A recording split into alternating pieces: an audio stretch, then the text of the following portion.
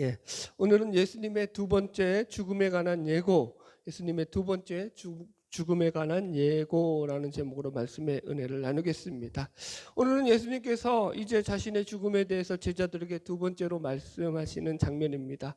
오늘 제목에서 느꼈듯이 예수님의 두 번째 죽음에 관한 예고라고 우리 이제 아빠 오늘 설교 제목이 뭐야라고 우리 막내가 물어보길래 이렇게 얘기했더니 예수님이 두 번 죽으셨어? 그러는 거예요. 두 번째 죽음이라니까. 아니, 이 예수님이 이제 앞으로 죽으실 것을 지난번에 한 번 얘기했고 이번엔 두 번째야 라고 설명을 했더니 대단하시는데 뭐 이렇게 나와요. 되게 재밌죠. 그래서 오늘 본문 내용은 그렇게 어렵지 않아요. 우리 본문 한번 읽어보면서 시작해 볼까요? 마태복음 17장 22절로 23절 같이 읽어봅시다. 시작. 갈릴리에 모일 때 예수께서 제자들에게 이르시되 인자가 장차 사람 손에 넘겨져 죽임을 당하고 제3일에 살아나리라 하시니 제자들이 매우 근심하니라. 예, 예수님이 이제 다시 죽음에 대해서 말씀하시고 나니까 제자들이 두 번째 이 얘기를 듣는 거 아니에요. 그러니까 매우 이거 가지고 근심했다라는 게 전체적인 내용입니다. 그래서 오늘 우리가 집중적으로 오늘 묵상할 말씀의 주제가 뭐냐면 바로 죽음이에요. 죽음.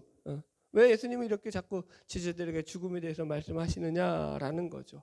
먼저 말씀의 배경 설명을 드리겠습니다. 보세요. 지금 예수님께서는 방금 전에 변화산에서 새로운 모습을 변화되는 모습을 보이셨죠. 예, 하나님으로 예, 놀라운 신성의 변화되는 모습을 보이시고 산에서 내려오셨단 말이에요. 그죠? 그리고 나서 지금 바로 그 앞에는 간질병으로 귀신 들려서 고생했던 이 아이를 고쳐주셨단 말이에요. 질병을 치료해 주셨단 말이에요. 그러니까 그 앞에 계속 어떤 일들이 있었던 거예요. 제자들이 보기에도 놀라운 일들이 계속 벌쳐지고 있다가 갑자기 질병까지 고쳐주신 그 예수님께서 내가 이제 사람들의 손에 넘겨져서 죽을 거야 라고 얘기하시니까 제자들이 아주 난감해하는 거죠. 그래서 이 말씀이 제자들은 이해가 안 가는 거죠. 이 누가복음에 보면은요, 이 본문에 대해서 좀 더 자세하게 소개하고 있거든요. 한번 찾아볼까요? 본문 접어놓고 누가복음 9장 44절로 45절 가볼게요. 누가복음 9장 한번 찾아보세요. 누가복음 9장 44절로 45절. 네. 세상에서 제일 듣기 좋은 소리가 뭔지 아시죠? 주일날 교회 와서 성경책 넘기는 소리. 평상시에는 안 넘기잖아요. 주일날이라도 넘겨야죠. 자, 누가복음 9장 44절로 45절. 우리 43절부터 그냥 같이 읽읍시다. 시작. 사람들이 다 하나님의 위엄에 놀라니라. 그들이 다 그 행하시는 모든 일을 놀랍게 여길세 예수께서 제자들에게 이르시되 이 말을 너희 귀에 담아두라. 인자가 장차 사람들의 손에 넘겨지리라 하시되 그들이 이 말씀을 알지 못하니 이는 그들로 깨닫지 못하게 숨긴 바 되었음이라. 또 그들은 이 말씀을 묻기도 두려워하더라. 이렇게 나와요. 그러니까 지금 이 말씀에 대해서 제자들이 이해를 못할 뿐만 아니라 이게 말씀이 숨겨져 있다라고 해요. 그래서 우리 46절 그 이하에 또 보면은 이런 예수님의 죽음에 대한 예고 이후에 어떤 일이 발생하냐면은 제자들이 이 제자들 가운데서 서로 네가 크냐 내가 크냐 하면서 서로 누가 더 크냐 가지고 그거 가지고 싸워요. 그렇다라는 것은 지금 이 예수님의 죽음에 대해서 이해를 했다라는 거예요, 못했다라는 거예요. 전혀 못했다라는 거예요, 여러분들. 그래서 우리가 물어야 되는 거죠. 왜 예수님께서는 그 놀라운 능력과 힘을 가지고 계심에도 불구하고 이 죽음의 길을 걸으신다고 말씀하고 계시느냐라는 거예요. 보세요. 지금 이 말씀이 제자들에게 왜 근심이 될까요? 여러분 보통 세상에서의 죽음은 그런 거죠. 실패고 어떤 망하는 거고, 그죠? 끝나는 것이다. 이렇게 생각을 하잖아요. 세상에서 죽음이라고 할 때는요, 예를 들어서 권력에서 밀려난 자들이 죽는 거죠. 그죠?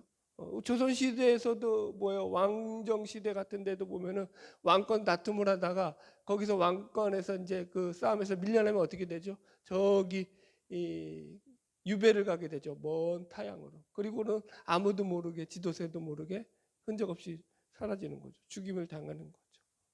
그러니까 어떤 싸움에서 졌을 때, 이런 어떤 실패를 당했을 때, 이럴 때 망하게 됐을 때를 생각할 수 있는 거죠. 이 죽음이라는 것은.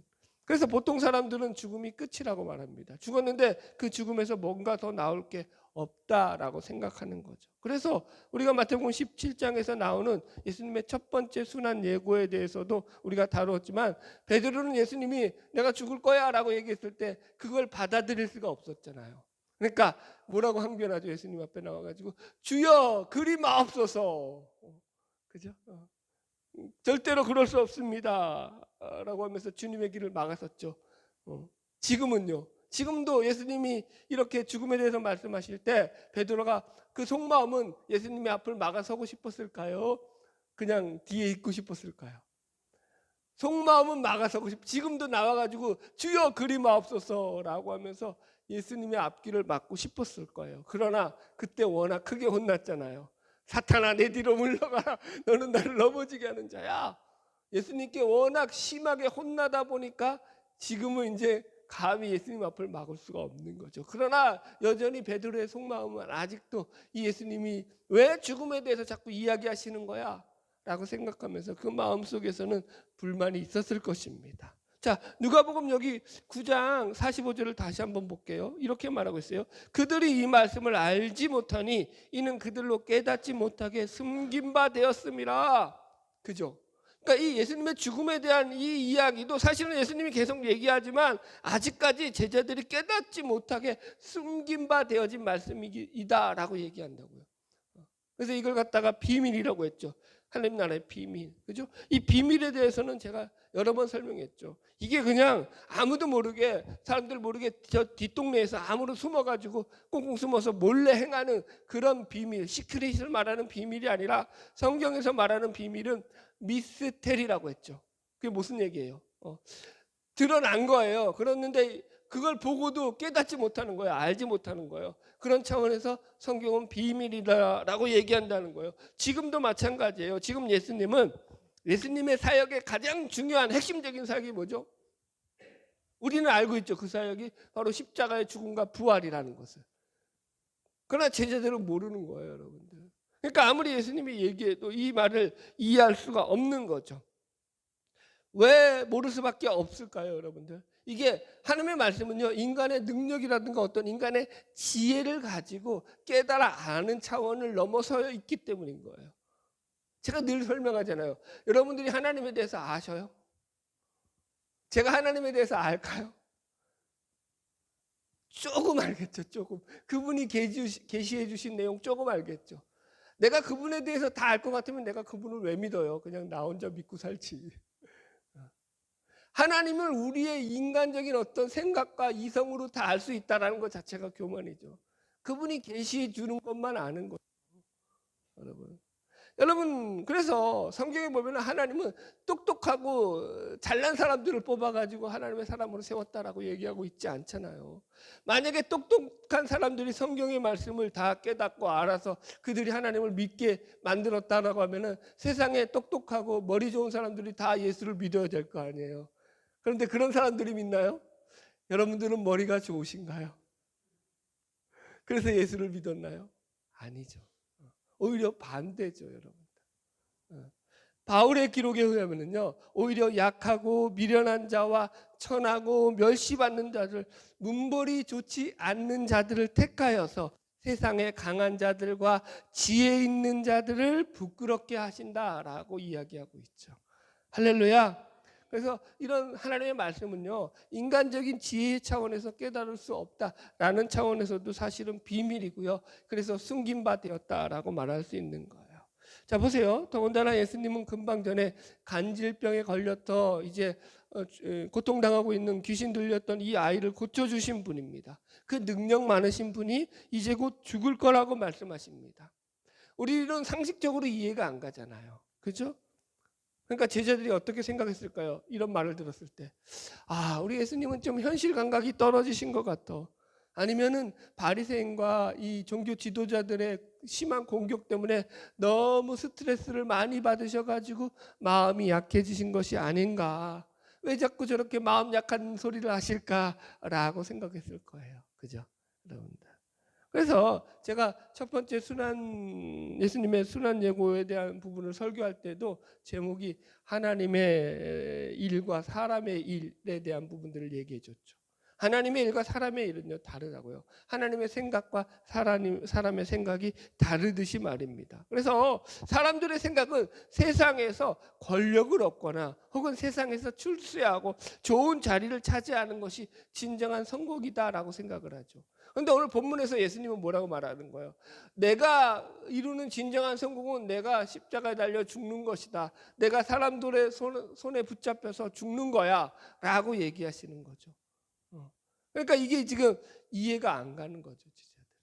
자, 본문에 대한 배경 설명을 좀 드렸고요. 그래서 저는 이 본문의 말씀을 가지고 우리 예수님께서 말씀하신 이 죽음의 의미에 대해서 좀 더 깊이 말씀을 나누려고 하거든요. 그래서 말씀의 주제가 크게 두 가지입니다. 첫째는 세상이 말하는 죽음의 의미에 대해서 첫 번째 나눌 것이고요. 두 번째는 우리 그럼 기독교에서 말하는, 성경에서 말하고 예수님이 말하는 죽음의 의미를 다룰 것입니다.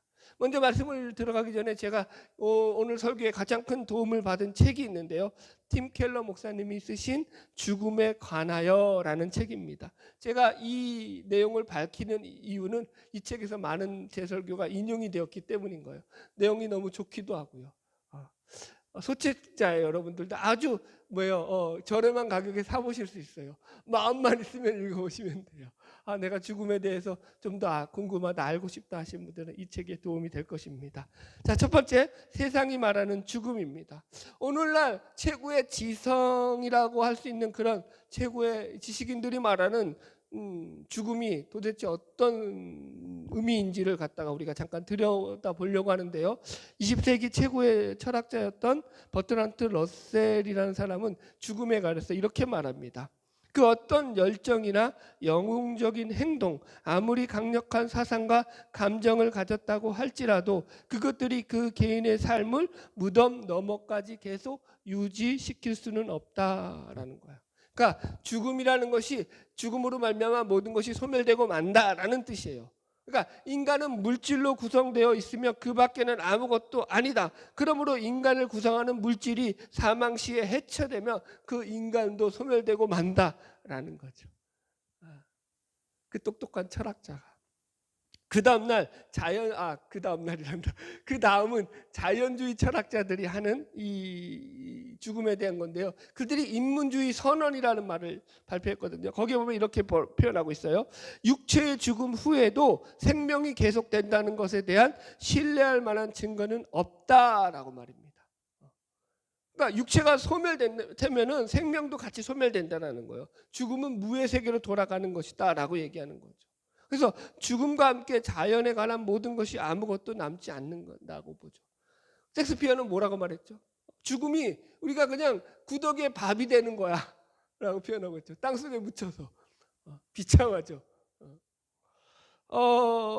실존주의 철학자들과 함께 또 얘기해 줄게요. 실존주의 철학자들은요, 실존주의에서도 죽음을 모든 것의 종말이라고 보았어요. 왜냐하면 죽음과 함께 인간의 실존도 끝이 나기 때문인 거예요.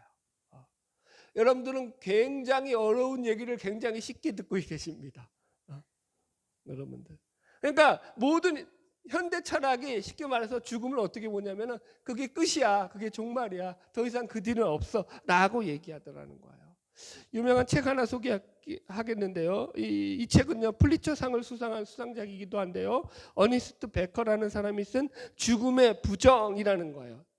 죽음의 부정 제목이. 이 제목에서도 알 수 있듯이 오늘날 현대인들이 봉착한 가장 큰 문제는 뭐냐면 죽음에 대해서 부정을 한다라는 거예요. 죽음을 받아들이지 않는다고요.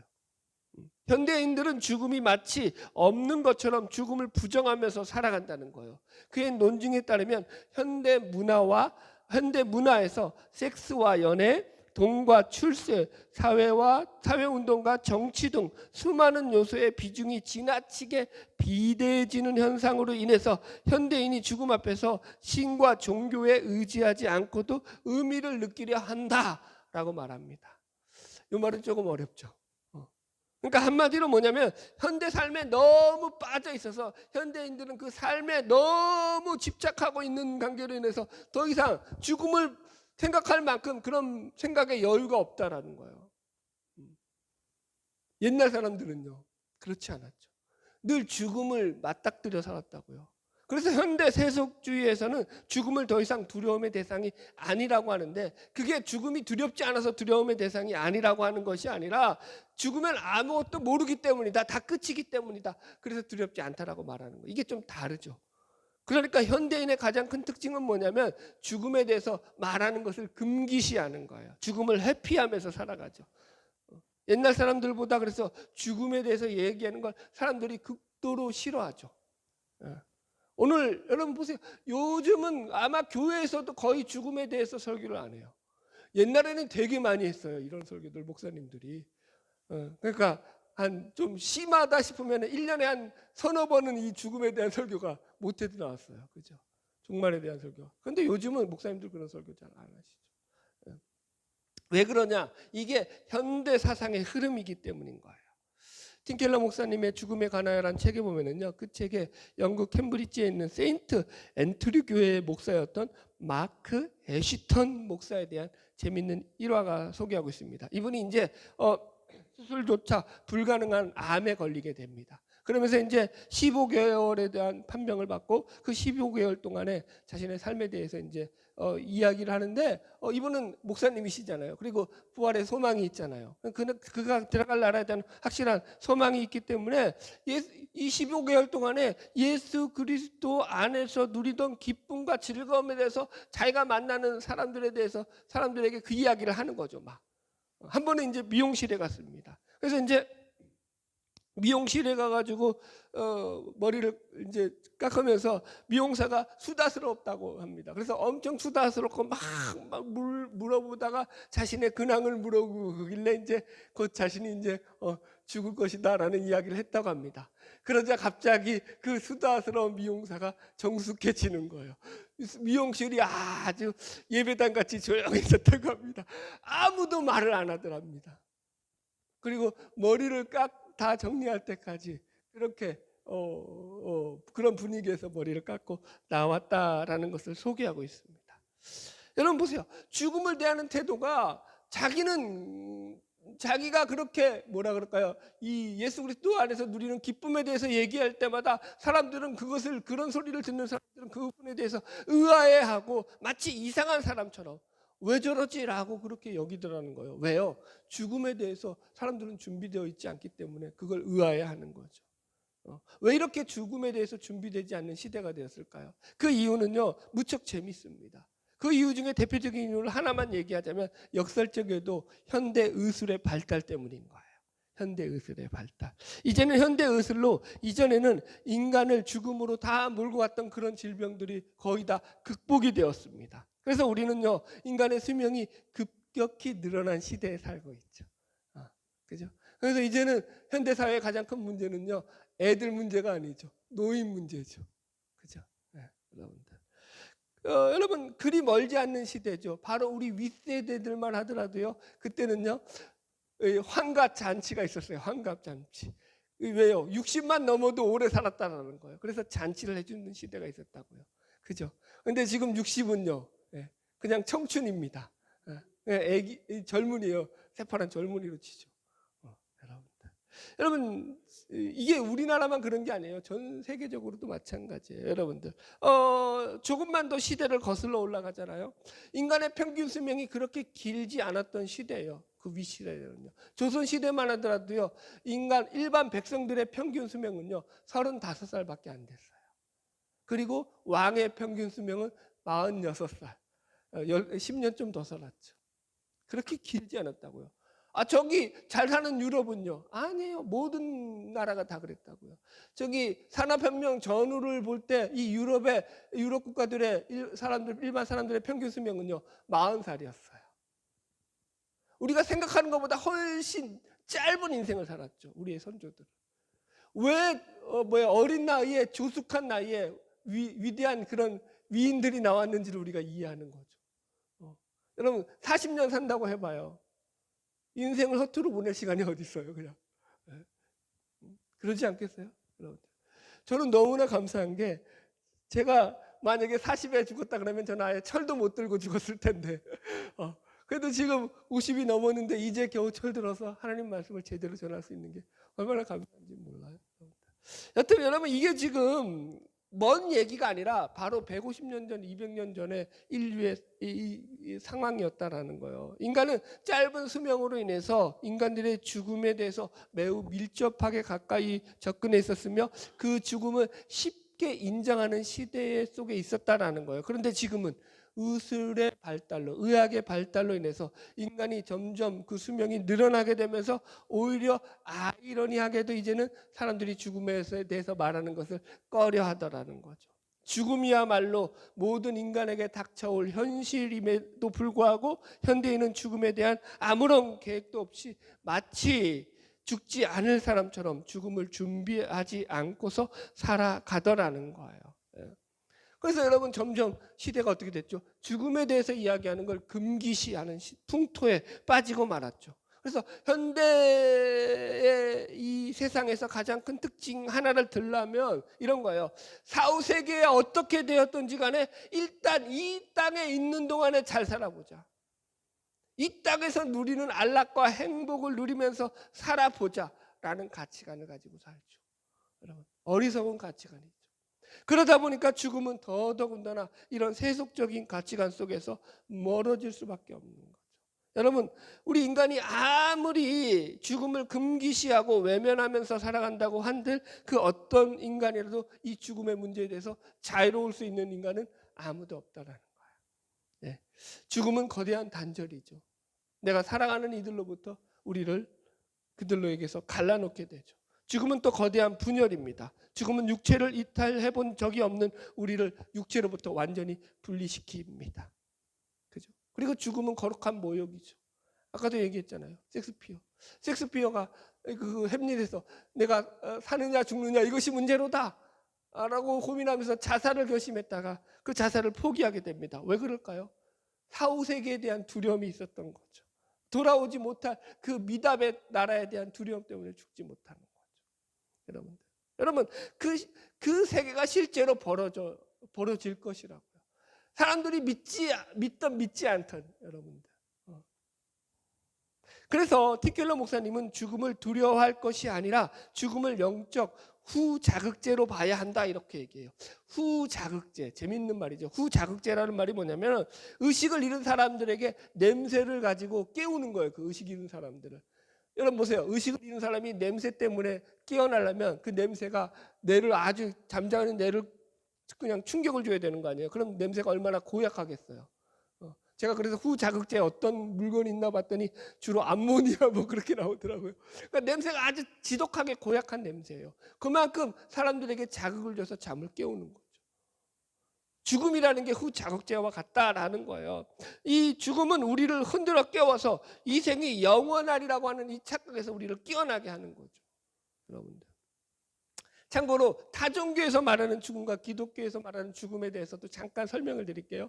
여러분, 대표적인 게 불교라고 할 수 있겠죠. 뭐 다 마찬가지예요. 불교나 힌두교나 뭐 유교라든가 동양권의 종교를 우리는 대표적으로 들 수 있겠죠. 그죠? 이 동양권의 종교에서의 이 여러분 죽음은요, 어떻게 생각하냐면은 현세를 초월해 가지고 이 세계를 초월해서 해탈의 경지로 들어가는 거죠. 그래서 사후 열반의 세상으로 들어가든가 극락 왕생의 세계로 들어가든가 아니면 환생을 하든가 요 세 가지죠. 그래서 여러분들 보세요. 모든 그 동양의 종교들이 가지고 있는 특징은 뭐냐면 지금 이 땅에서 우리가 살아가는 이 세상이 다가 아니다. 그건 알았어요. 그런데 그 뒤에서 그래서 그 영원한 해탈의 경지, 그다음에 그 극락 왕생의 세계로 들어가려면 어떻게 해야 되냐? 이 세상에서 착하게 살아야 된다라고 얘기를 하죠. 이게 모든 일반 종교들이 가지는 생각이죠. 이런 생각은 그런데 재밌게도 우리 예수 믿는 그리스도인들도 똑같이 갖고 있죠. 여러분, 천국을 어떻게 간다고 생각하냐면 대부분의 많은 그리스도인들이 내가 착하게 살아야지 천국에 가. 그래서 하나님 앞에 인정을 받아. 물론 착하게 살아셔야 돼요. 제가 늘 얘기하잖아요. 천국에 못 가는 100% 내가 확신할 수 있는 인간 한 명, 한 부류 딱 꼽으라면 어떤 부류라고요? 갑질하는 인간.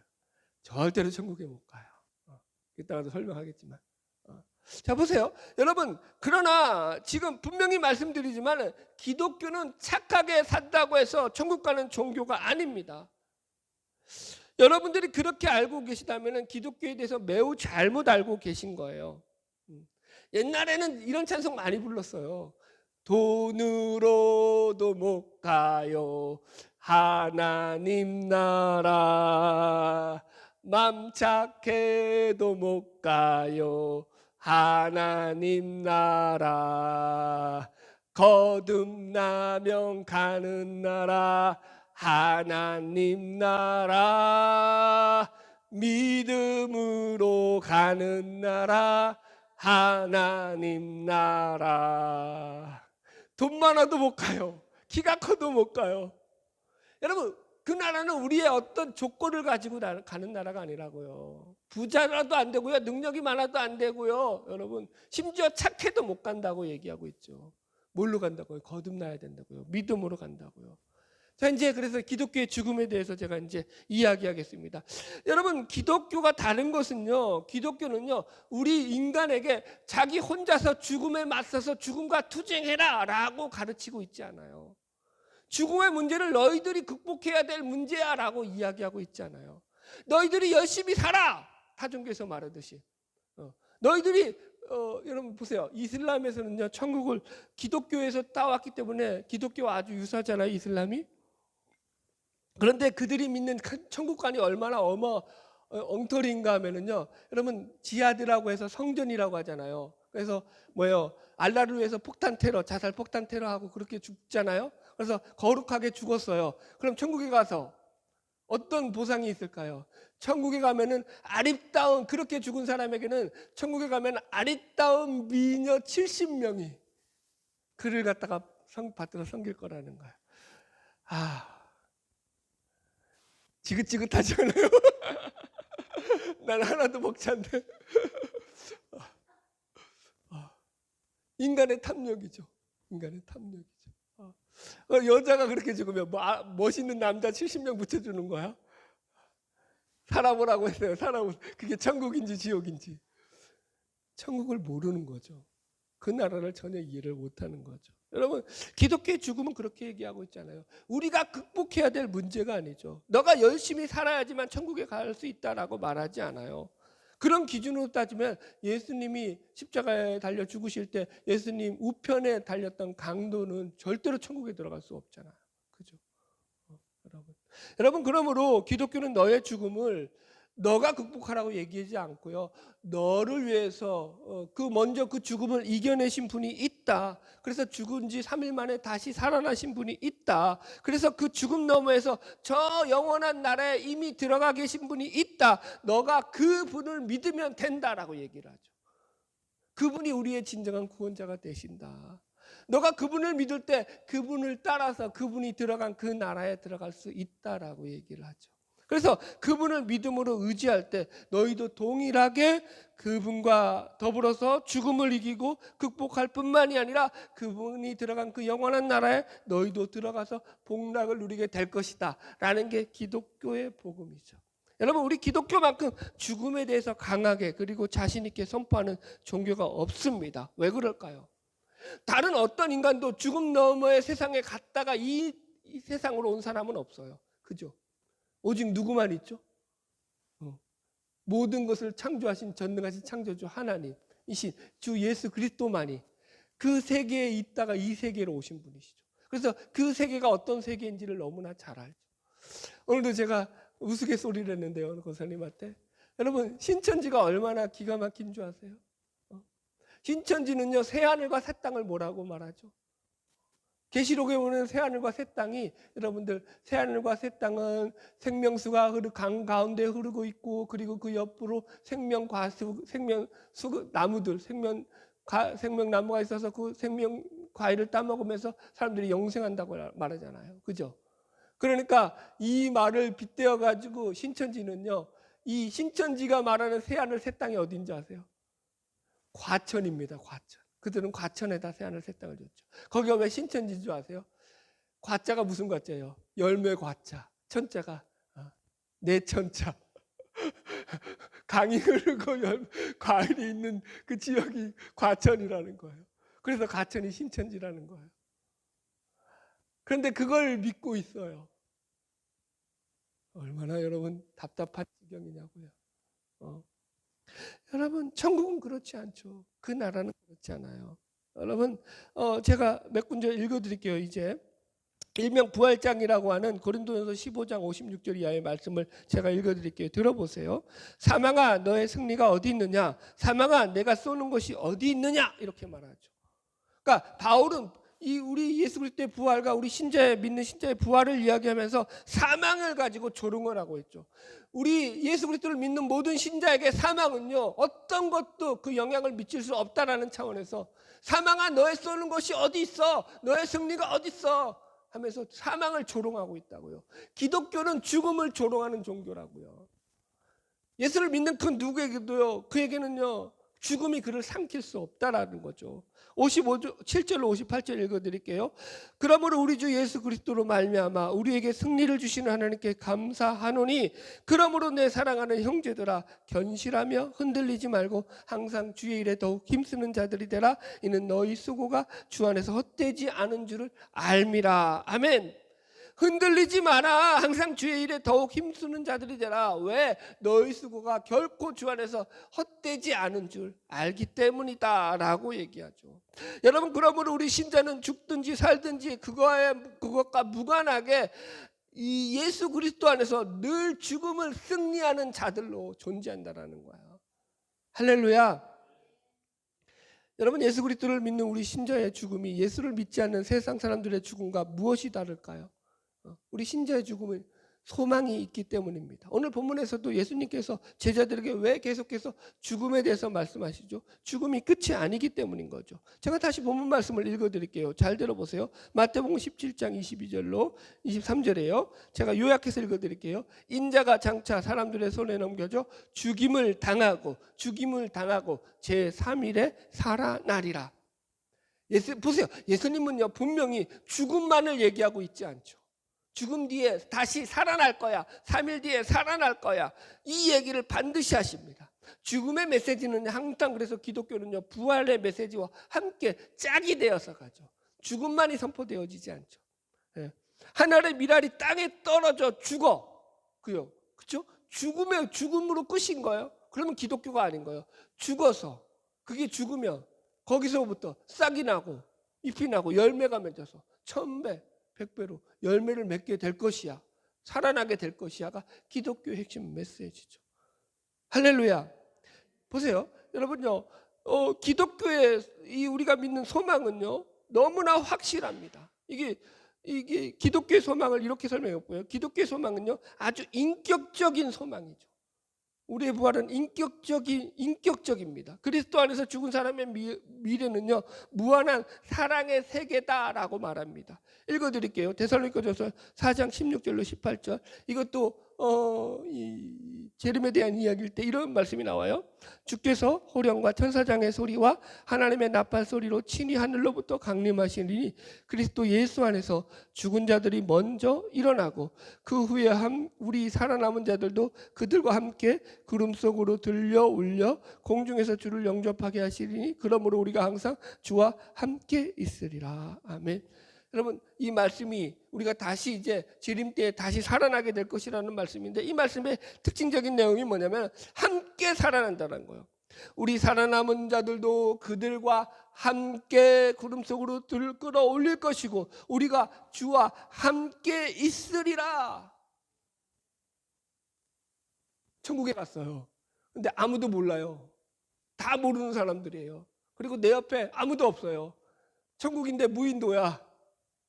무인도에서 넌 천국을 살아야 돼 라고 말한다면 그건 천국이 아니라고요. 여러분들 천국은 내가 가장 사랑하는 사람, 내가 가장 좋아하는 사람과 영원한 삶을 사는 거예요. 그래서 인격적이라고 말하죠. 우리 주와 함께 그 세계를 살아간다고요. 여러분 완전한 사랑의 관계라고요. 그래서 조나단 에드워드는 천국은 사랑의 세계다라고 설교를 하죠. 여러분 그리고 천국은요 물리적이죠. 우리가 많이 착각을 하는 것 중에 하나가 여러분 자꾸 천국은 영적인 세계다라고만 생각을 해요. 물론 천국은 완벽한 영적인 세계입니다. 그러면서도 완벽한 물리적 세계입니다. 그걸 우리가 뭘로 알 수 있죠? 부활하신 예수님을 보고 알 수 있죠. 예수님께서는요, 부활하셔서 다시 살아나셨을 때 새 몸을 입었죠. 썩지 아니할 새 몸, 우리가 입은 새 몸도 그 몸이죠. 그러면서 예수님께서는 제자들이 오해하실까 봐 어떻게 하셨죠? 영은 몸이 없는데 너희들 나를 봐라, 나를 만져봐라. 내가 뼈가 있고 살이 있지 않느냐. 그러면서 예수님이 물리적 실체를 가지신 존재라는 걸 알려주시기 위해서 어떻게 하셨죠? 친히 제자들에게 조반을 차려드리고 생선을 구웠고서 그걸 제자들과 함께 같이 먹었다고요. 여러분들이 영도 먹을 수 있어요, 목사님이라고 우긴다면 제가 할 말은 없어요. 그러나 우리는 그걸 영이라고 말하지 않아요. 물질적이죠. 물리적이죠. 여러분, 천국은 완전한 영적 세계이고 완전한 물리적 세계입니다. 우리 막둥이 얘기를 제기해서 죄송하긴 한데, 이제 아들들하고 밥 먹다가 야, 천국에는 바다가 없대 그랬어요. 그러니까 우리 아들이 뭐라 그러냐면 막둥이가 우리 아빠 낚시 못하겠네. 우리 아빠 좋아하는 낚시 못하겠네 하고 저를 막 비웃어요. 그래서 제가 그랬죠. 야, 이 바보야, 천국에서 바다가 없다라는 것은 진짜 바다가 없다라는 얘기가 아니라 바다가 상징하고 있는 풍랑과 고통과 슬픔과 해안이 없다는 얘기야. 그 얘기를 한다라고 했죠. 여러분, 천국은 완벽한 물리적 세계예요. 여러분 이 땅에서 하나님이 그런 생각해 보세요. 이 땅에서 말이 길어지는데 이것만 하고 넘어갑시다. 이 땅에서 여러분 우리가 이 세상도 이렇게 살기가 좋아서 여기서도 천년만년 살고 싶은 게 인간의 욕심인데 오죽하면 진시황이 불로초를 찾았겠어요. 천국이 이 땅보다 못하면 뭐하러 가겠어요, 여러분들? 갈 필요가 없지. 그러지 않겠어요? 여러분들의 생각을 조금 더 넓히세요. 마지막으로요, 천국은요, 여러분들 너무 길었으니까 여기까지 합시다. 다음에 또 보겠습니다. 말씀을 정리하겠습니다. 여러분들 지금도 여러분도 죽음을 통해서 하나님은 우리에게 이렇게 말씀하시는 셈입니다. 너는 내가 너와 함께 있을 때 안전하단다. 내가 너와 함께 있어야지만 안전하단다. 내가 너의 안전이 되지 못한다면 그 어떠한 것도 너에게 진정한 안전은 될 수 없단다. 너는 내가 아니면 전혀 안전하지 못하단다. 너는 나와 함께 있음으로 해서 진정한 안전을 느끼게 될 것이다. 나와 함께 있지 않겠느냐? 라는 것이 천국이죠. 그분과 함께 복락을 누리는 것이죠. 바라기는 저와 여러분의 삶을 통해서 더더욱 주님께로부터 나아가는 복된 삶이 되기를 주의 이름으로 축복합니다. 찬양하겠습니다.